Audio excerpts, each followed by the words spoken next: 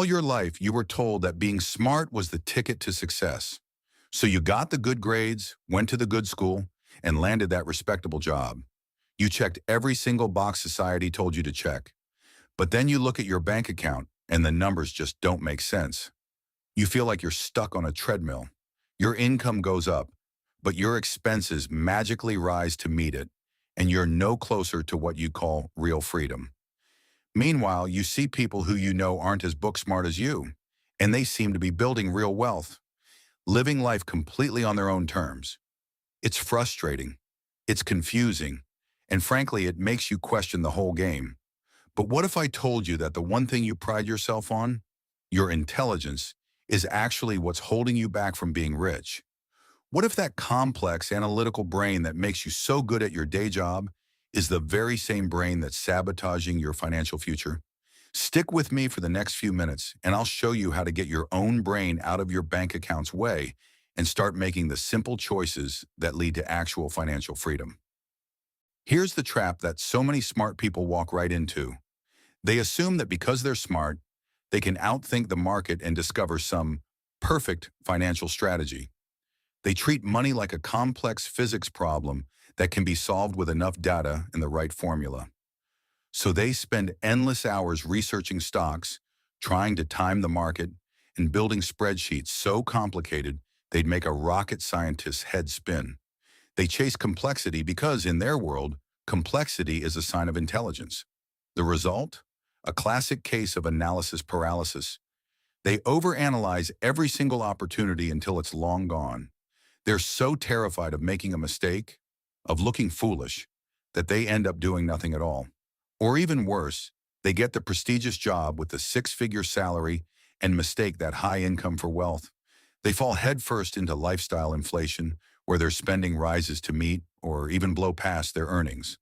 The fancy car, the big house, the expensive vacations, it's all to signal to the world how smart and successful they are. But in reality, they're just living on a gilded treadmill, one paycheck away from it all falling apart. Wealth isn't what you earn or what you spend, it's what you keep. So, if a high IQ isn't the key, what is? The answer is almost offensively simple.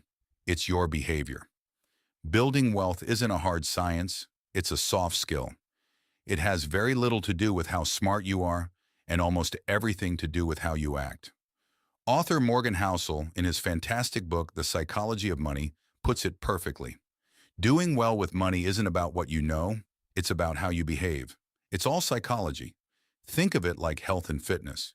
You don't need a PhD in kinesiology to be healthy. You already know the formula.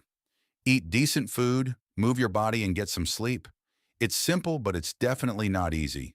The knowledge isn't what's missing, it's the consistent action. The person who just goes for a walk every single day is going to be healthier than the brilliant but sedentary doctor who knows every bone in the human body but never gets off the couch. Money is the exact same game. It doesn't reward the person with the highest IQ, it rewards the person with the most discipline. For instance, while cognitive ability certainly plays a role, some research highlighted by Forbes suggests it might explain a surprisingly small fraction of the difference in people's incomes. And when looking at personality, one of the traits most strongly linked to financial success wasn't raw intelligence, but conscientiousness, being diligent, disciplined, and just sticking with it. Your behavior beats your brilliance every single time. So how do we actually do this? How do we get a handle on our own behavior? It boils down to a few simple but game-changing secrets. Secret number one, stop overthinking and start automating. The intelligent brain loves feeling in control. It wants certainty. But the market is full of uncertainty, risk, and blind luck. You will never have enough information to make a perfect decision. The only cure for analysis paralysis is to take action. And the easiest way to do that is to put your finances on autopilot. Don't wait for the perfect moment to invest. Don't wait until you've read every book on market theory. Just set up an automatic transfer from your checking to your savings and investment accounts for the very day you get paid. It's called paying yourself first, and it works because it takes willpower and emotion completely out of the equation. You're no longer deciding to save. You've built a system where saving just happens.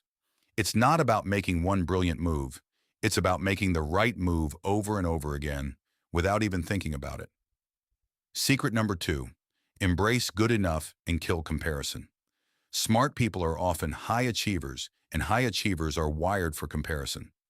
They look at what their peers are doing, the cars they're driving, the houses they're buying, the job titles they have, and they feel this intense pressure to keep up. But as Housel says, modern capitalism is a pro at two things: generating wealth and generating envy. Here's the truth. Real wealth is what you don't see. It's the money not spent on the flashy car. It's the investments quietly compounding in the background, not the finance to the hilt boat in the driveway. To build wealth, you have to define what enough actually means to you, personally. Instead of looking at what others have, focus on what you need to live a life that genuinely makes you happy. Once you get there, you have to master the hardest financial skill of all: getting the goalposts to stop moving. Resisting that urge to constantly want more is a legitimate superpower. Secret number 3, redefine wealth as freedom, not Ferraris. So many people, especially high earners, get income and wealth confused. They think a big paycheck makes them rich. But what's the point of a massive salary if it chains you to a job you can't stand for 80 hours a week? That's not wealth. That's just a high-paying prison. The real purpose of money, the ultimate dividend it pays, is freedom. It's the ability to control your own time. It's waking up in the morning with the power to say, I can do whatever I want today. It's having enough FU money in the bank that you can walk away from a toxic job, take a year off to travel, or start your own thing without being terrified. That control over your life is the most valuable thing money can buy. When you start seeing money as a tool for buying your freedom, not for buying more stuff, your entire financial world will change. If this idea of using money to buy your freedom is hitting home, and you want more simple, actionable strategies like these, do yourself a favor and subscribe to the channel. We're all about building a life on your terms, not just a bigger bank account. Now let's get to the 4th secret. Secret number 4, respect the power of boring consistency. Intelligence gets bored easily. It craves novelty and complexity. Smart people often dismiss simple ideas and go hunting for sophisticated strategies, for an edge nobody else has. But when it comes to building wealth, the most powerful force in the universe is also the most mind-numbingly boring one: compounding. Compounding is just the result of small, consistent actions over a very, very long time. It's not exciting. It won't make you rich overnight. It's like planting a tree. For the first few years, it feels like nothing is happening. But if you just leave it alone and give it time, one day you'll look up and see a giant oak tree providing shade for your whole yard. Think about Warren Buffett. Sure, he is a once-in-a-generation investor, but a huge piece of his story that we can all learn from is that he started as a kid and has been at it for over 80 years. Don't look down on the small, simple, and boring. Boring is what builds empires. Secret number 5, learn to be wrong and stay humble. Maybe the biggest hurdle for intelligent people is their own ego. They've built their entire identity around being the one who's right. For them, the fear of being wrong, of looking foolish, can be paralyzing. It stops them from admitting a mistake and cutting their losses, or from trying something new where they aren't already the expert. But in the world of money, you are going to be wrong. A lot. You'll hear active traders and top investors say that even the best of them are wrong 40% or even 50% of the time. Success doesn't come from being right all the time.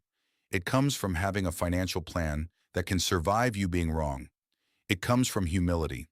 The humility to know you can't predict the future. The humility to accept that luck and risk have a say in every outcome.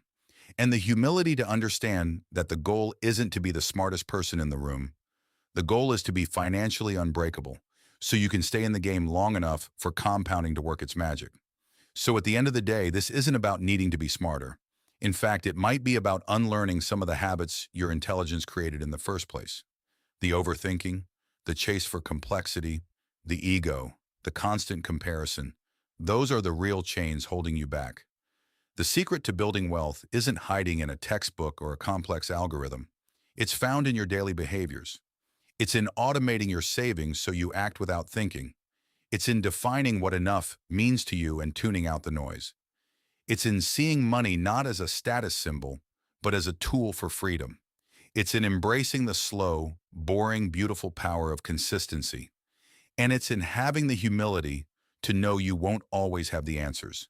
You don't need a higher IQ. You don't need a secret stock tip. You just need a better set of behaviors and the discipline to stick with them.